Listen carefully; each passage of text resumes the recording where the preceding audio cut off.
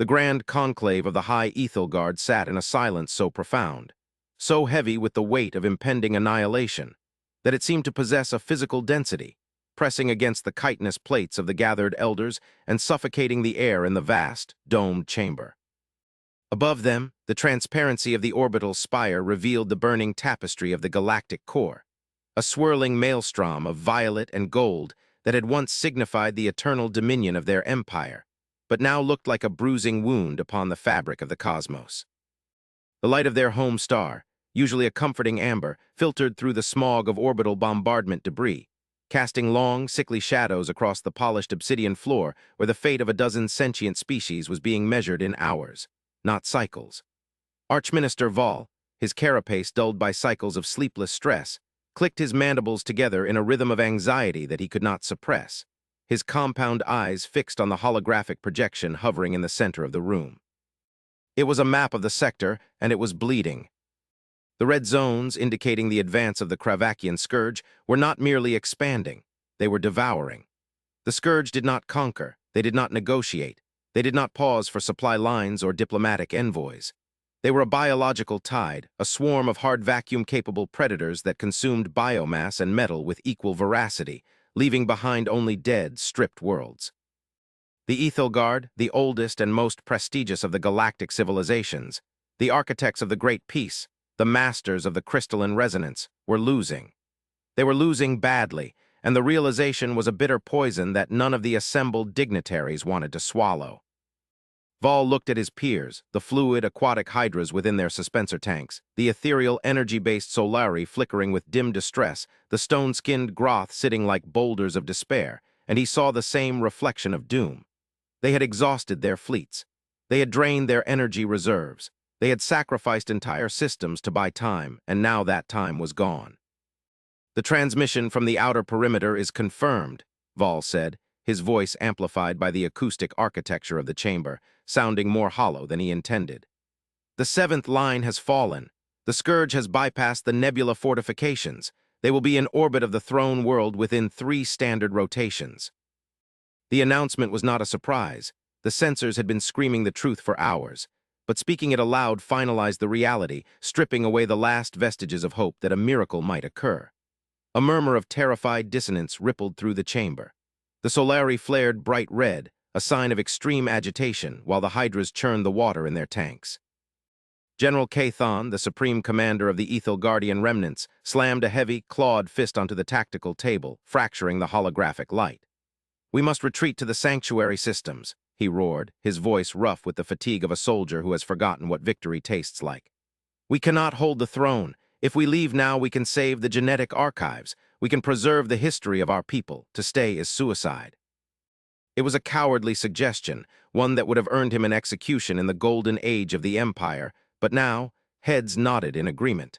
Survival was the only currency left. Honor had been spent in the first disastrous battles of the war. "Go where, Cathon?" asked Vol, his tone quiet but cutting through the noise. "The scourge does not stop. They track our warp signatures. If we run, we only die tired. We die with our backs turned."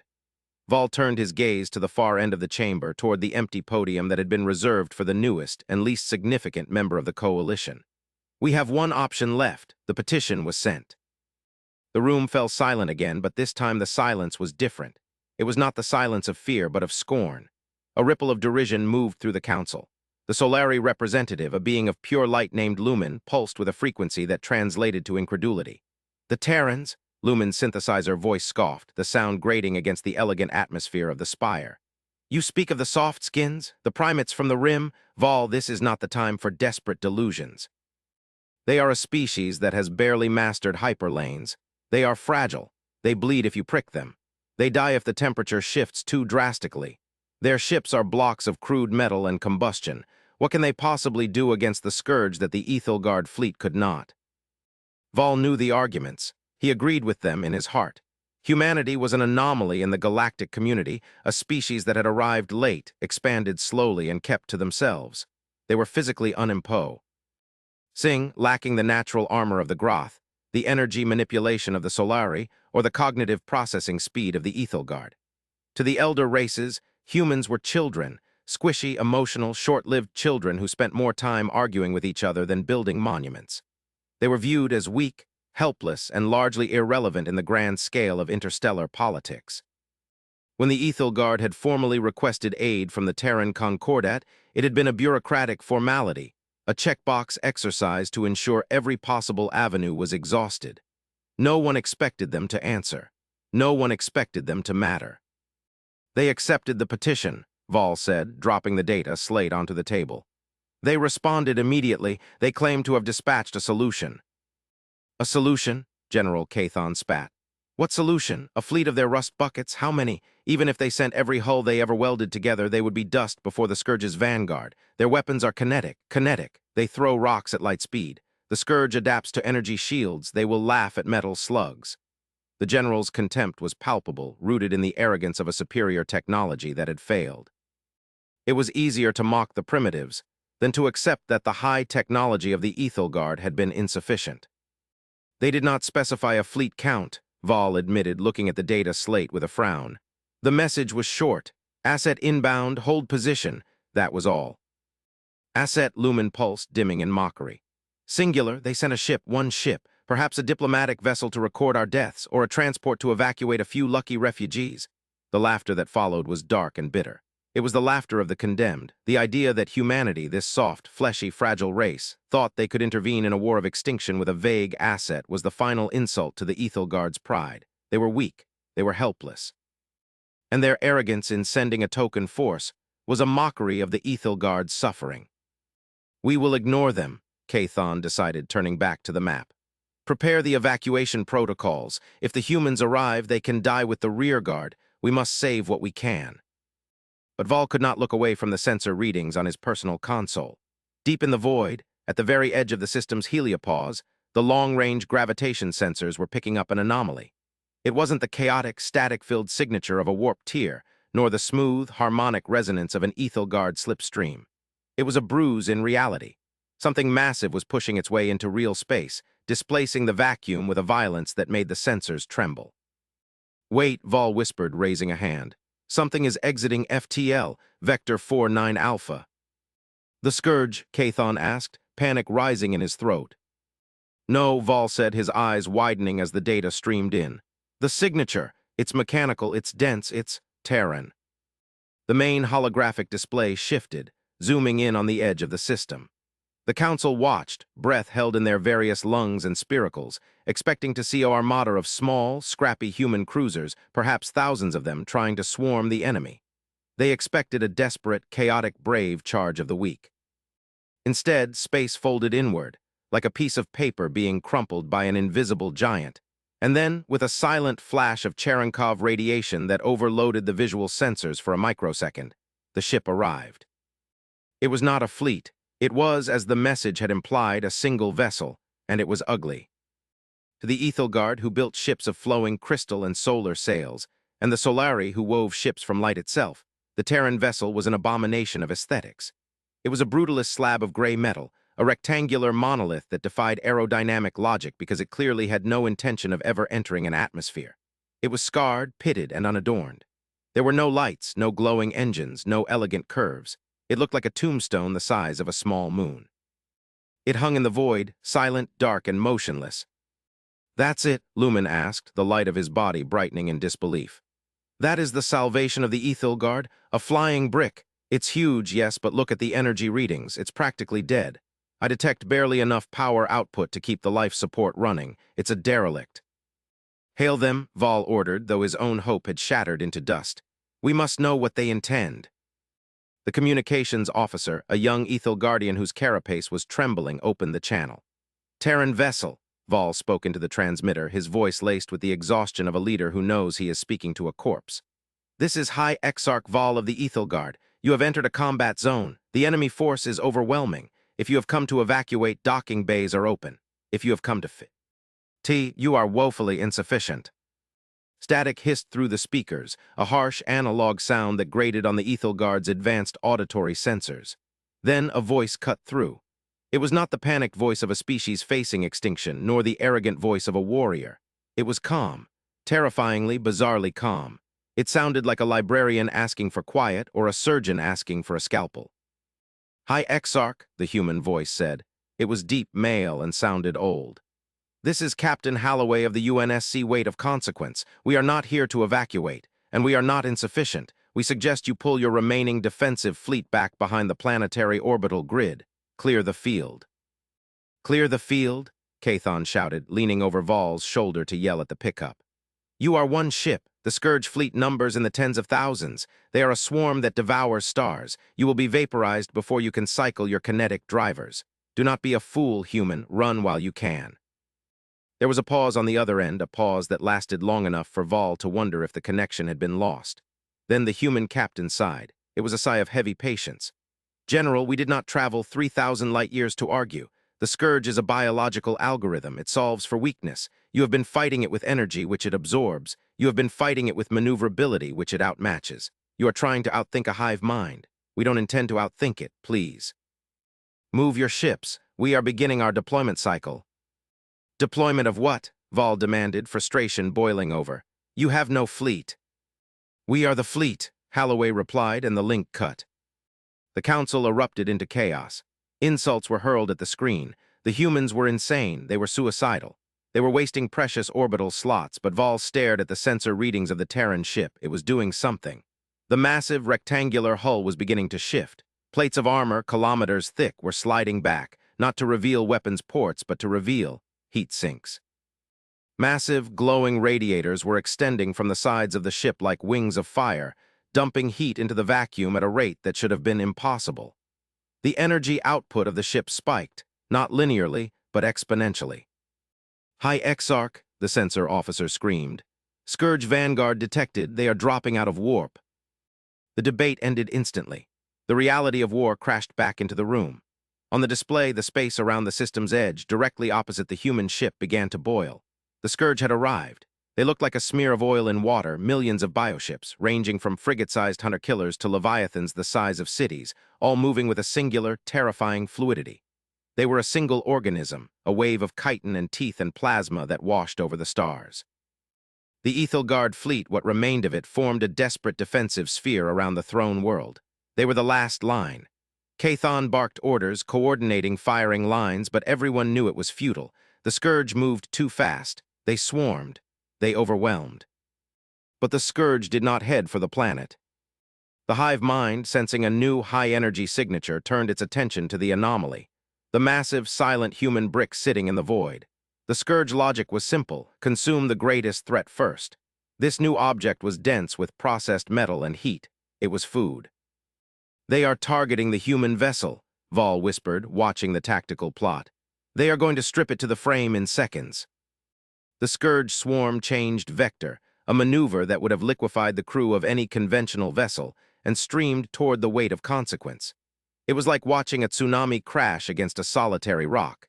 The council watched in horror, waiting for the human ship to vanish under the tide. "Why aren't they firing?" Lumen asked. "The humans, they haven't fired a single shot." It was true. The human ship sat motionless. No point-defense lasers, no missiles, no shields flaring to life. The Scourge Vanguard, a wave of 10,000 interceptors, closed the distance. 100,000 kilometers, 50,000 kilometers, contact range. And then the weight of consequence spoke. It did not speak with words, it spoke with physics.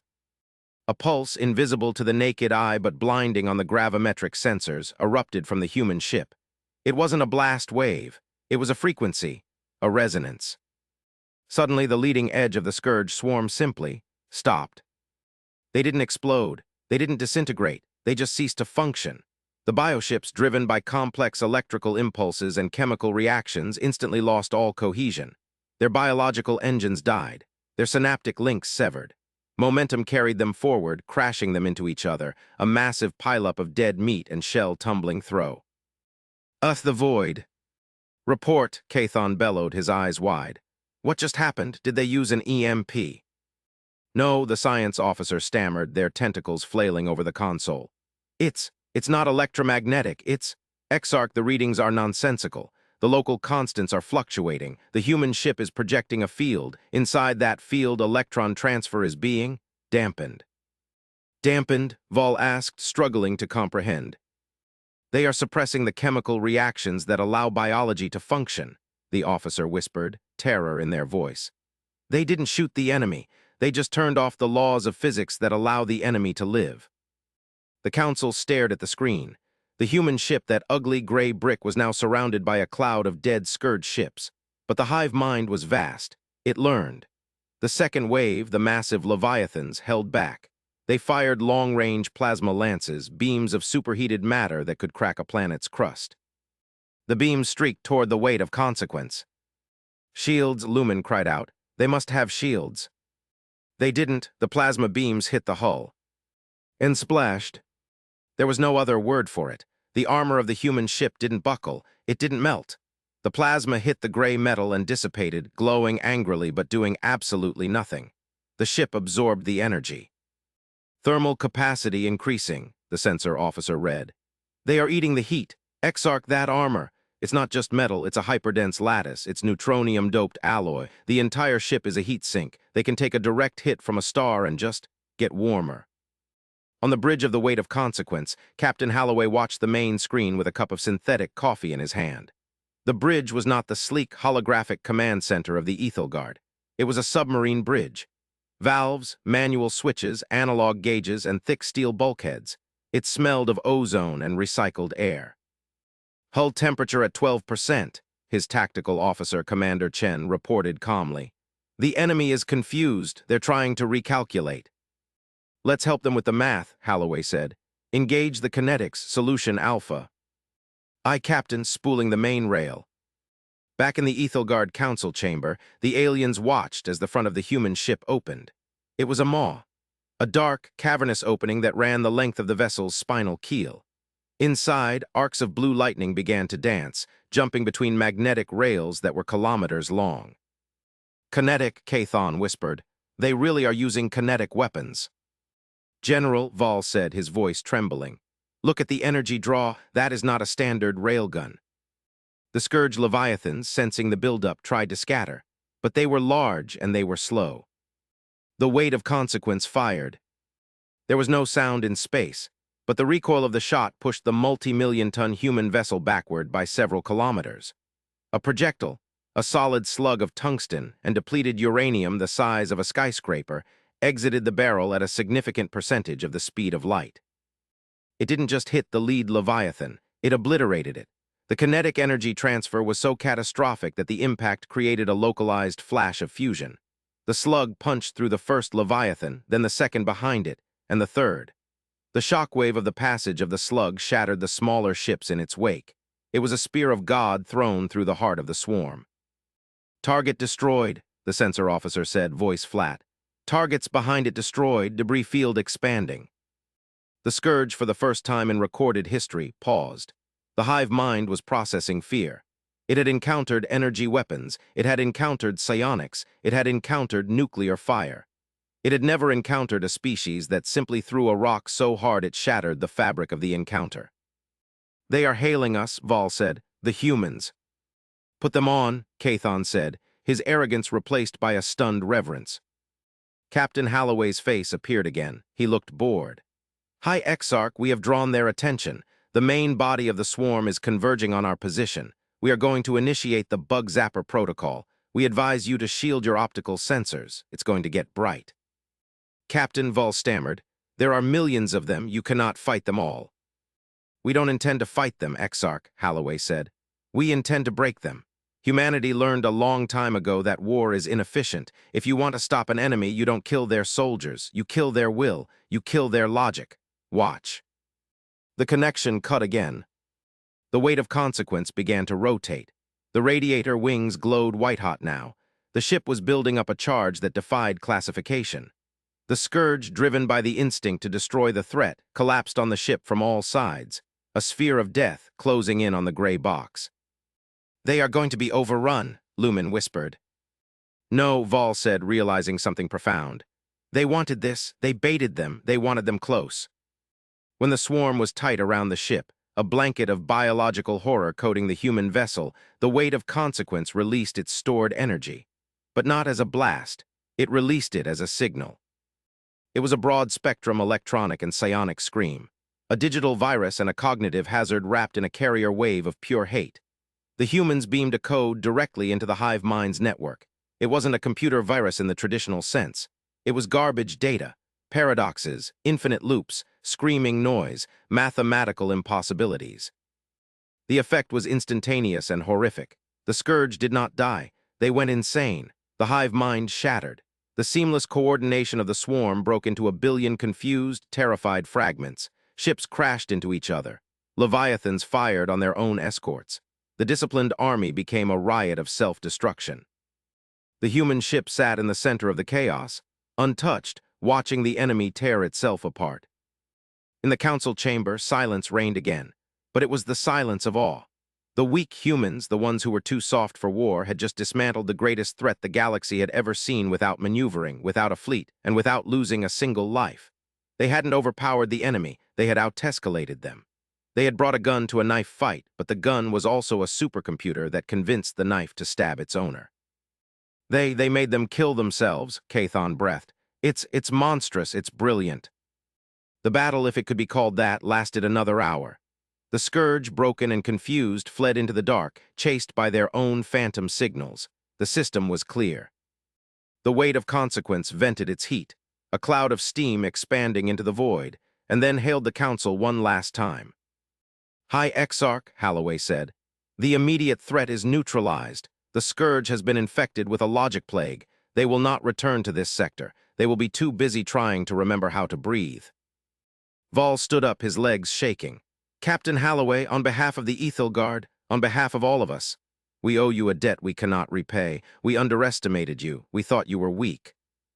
Holloway smiled, a small, sad smile. "We know you see us as soft because we don't have claws. You see us as weak because we don't have natural armor. But you forget Exarch. Because we are soft, we built fortresses. Because we are weak, we built gods out of steel and fire. We are not warriors by nature. We are engineers. And when an engineer goes to war, he doesn't want a fair fight. He wants a problem solved. The scourge was a problem. It is solved." "Will you land?" Vol asked. "Will you allow us to honor you?" "Negative," Holloway said. "We are detecting a resonance in the deep void, the scourge. They were running from something. We need to go see what scared them." The council froze. The scourge, the devourers of worlds, were running. "What?" Vol whispered. "What could scare them?" "We don't know yet," Holloway said, and for the first time there was a glint of excitement in his eyes. "But we're going to find out, and if it's hostile, well, we have more ships." The transmission ended. The weight of consequence turned its massive, ugly bulk away from the planet. The engine wake flared, a blue star in the darkness, and the ship vanished into the fold of space, leaving the elder races of the galaxy alone in the quiet. Vol looked at the empty space on the screen. He looked at his powerful, ancient hands and then at the tactical display showing the debris of the invincible enemy. He realized then that the hierarchy of the galaxy had shifted. The Ethel Guard were old, the Solari were bright, the Groth were strong. But the humans were dangerous. They were the calm in the storm, they were the ones you didn't see coming until the sky fell down, and as Vol looked at the stars, he felt a strange sensation. It wasn't fear exactly, it was safety. For the first time in centuries, the galaxy felt safe, because the monsters were out there, but the humans were out there too, and the humans were ready. The philosophical implications of the human intervention began to settle upon the council like the dust settling upon the ruins of their outer colonies. For eons, the Ethel Guard had believed that strength was a function of biology and age. They believed that to be powerful, one had to be ancient, evolved, and attuned to the cosmic energies. They looked down on the technological crutches of the younger races, but the humans had shown them a mirror. The humans had shown them that biology was a limitation, and that true power lay in the ability to reject the rules of the game and rewrite them. "We must rewrite the treaties," Vol said quietly, breaking trance of the room. "What?" Lumen asked, still staring at the spot where the human ship had been. "The Galactic Concordat," Vol said, his voice gaining strength. "We have treated the Terrans as a protectorate, as children. We were wrong. They are not our wards. They are our guardians." General Cathon sat heavily in his chair. "They called it a logic plague," he rumbled. "They weaponized information. They weaponized madness. We have been building lasers for 10,000 years, and they built a weapon that attacks the mind of a species. How do we negotiate with that?" "We don't," Vol said. We cooperate, we learn, we ask them what they know about the thing the scourge was running from. The atmosphere in the room shifted from relief to a new kind of tension. The war with the scourge was over, but the curtain had been pulled back on a larger, darker universe. The scourge had been a symptom, not the disease. The humans knew this. They had come not just to save the Ethelgard, but to clear the board for the real game. The realization was humbling. The Ethelgard had thought they were the main characters of the galactic story. They thought this was their tragedy. But it wasn't. They were the bystanders.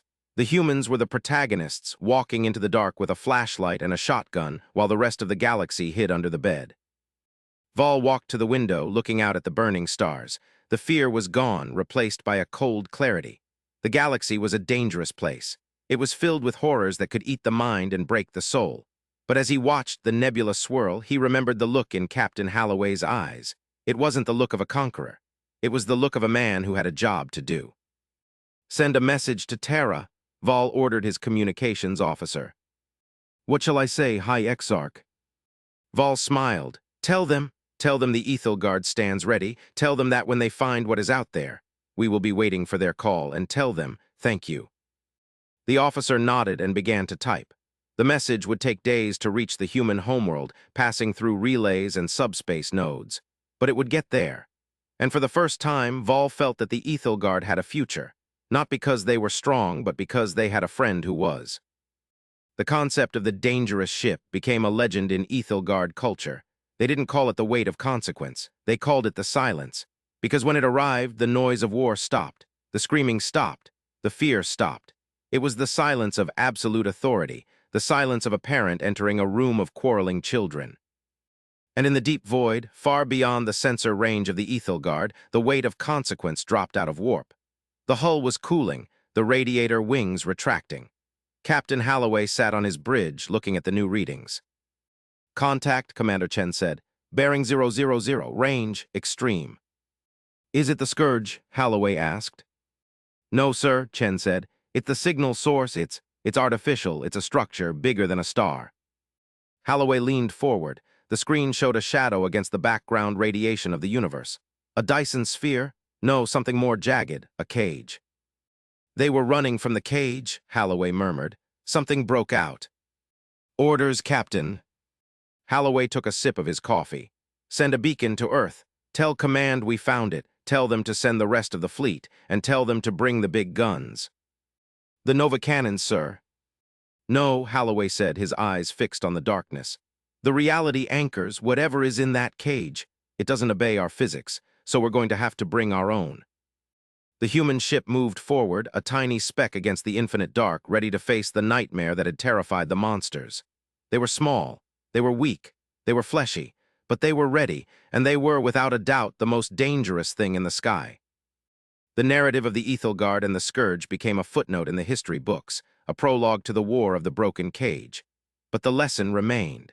In a universe of ancient empires and biological terrors, the most terrifying force was not the one that roared the loudest. It was the one that analyzed the roar, calculated the frequency, and then built a machine to silence it. The humans were that machine, and the galaxy, for better or worse, would never look at a helpless species the same way again. The arrogance of the elders had been broken by a single brick of steel, and in that breaking, a new alliance was forged, an alliance of the old and the new, the strong and the smart.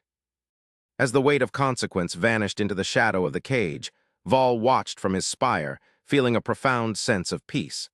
The war that proved humanity to be weak and helpless had indeed come, and it had ended the moment the dangerous ship was ready. The galaxy spun on, the stars burned, and somewhere in the dark, humanity was holding the line. In the cycles that followed the incident at the Ethelgard throne world, the political landscape of the galaxy underwent a tectonic shift that no simulation could have predicted. The High Conclave, once a theater of pomp and slow deliberation, became a place of frantic study. The archives were scoured not for ancient prophecies, but for engineering schematics.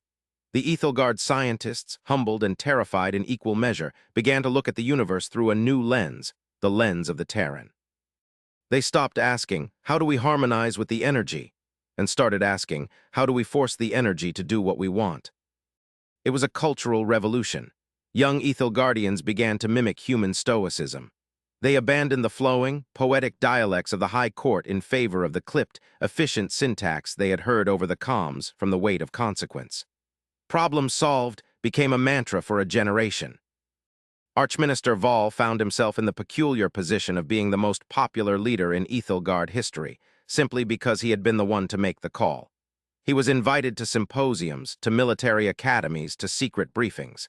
And in every room the question was the same. Who are they, really? Vol would sit, his carapace gleaming under the lights, and try to explain. They are a paradox, he would say. They are a species of dualities. They are capable of immense compassion. They rebuild what they destroy. But they are also capable of a cold, mathematical violence that disturbs the soul.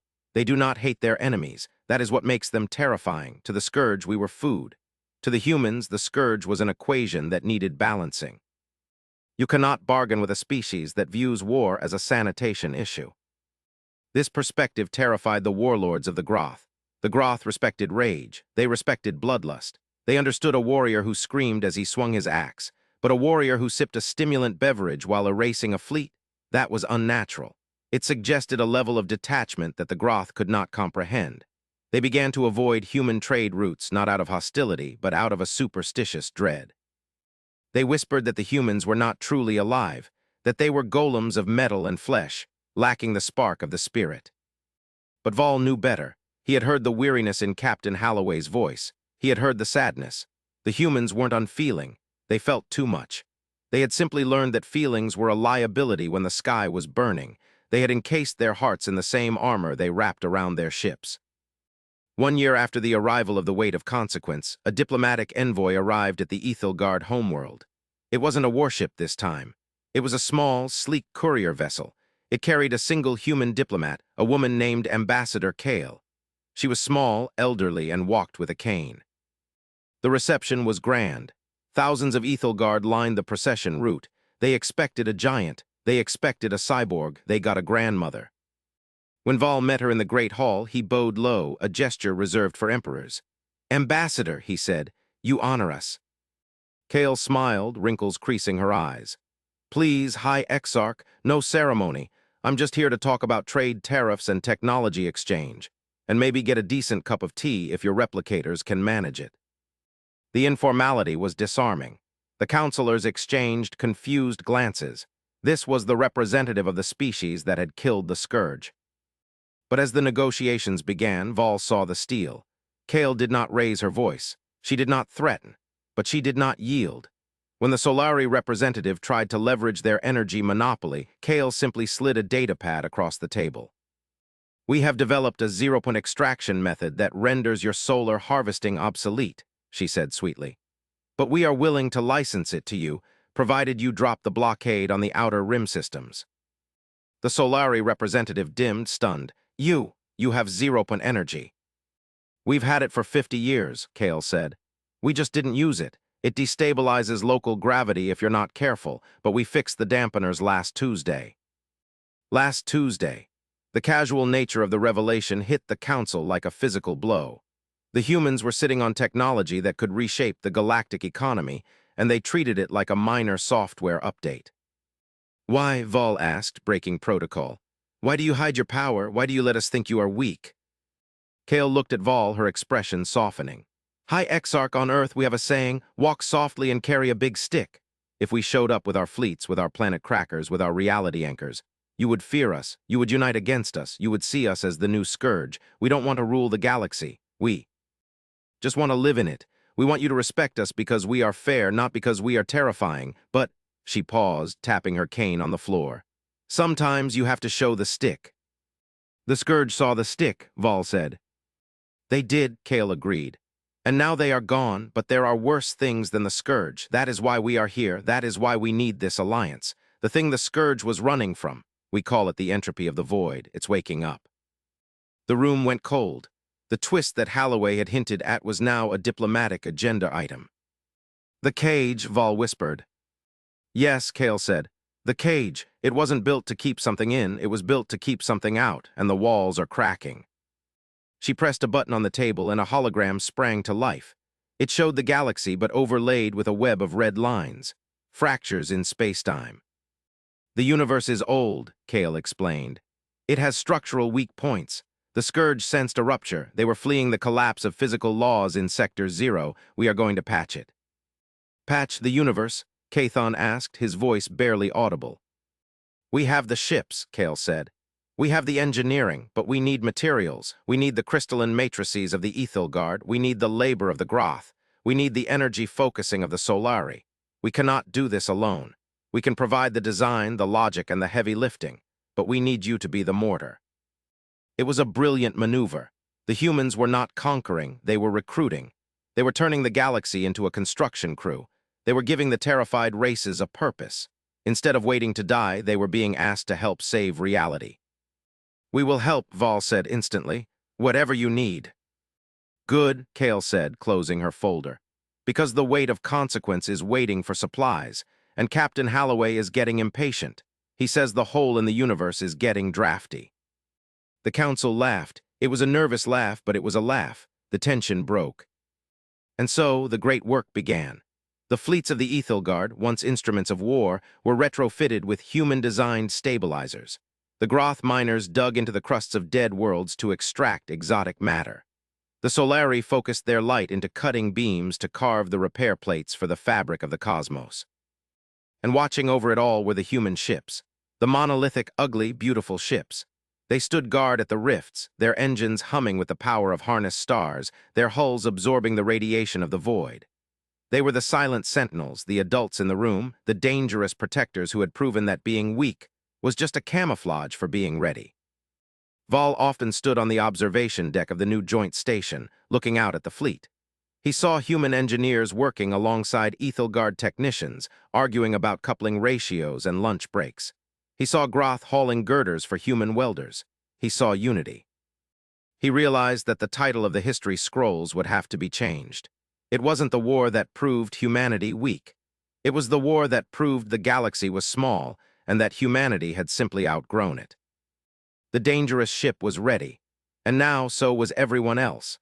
The darkness was deep and the monsters were hungry, but the lights of the fleet were bright, and for the first time in the history of the universe, the shadows were retreating. The weak and helpless humanity had not just won a war, they had won the peace, and in the silence of the void, that was the greatest victory of all.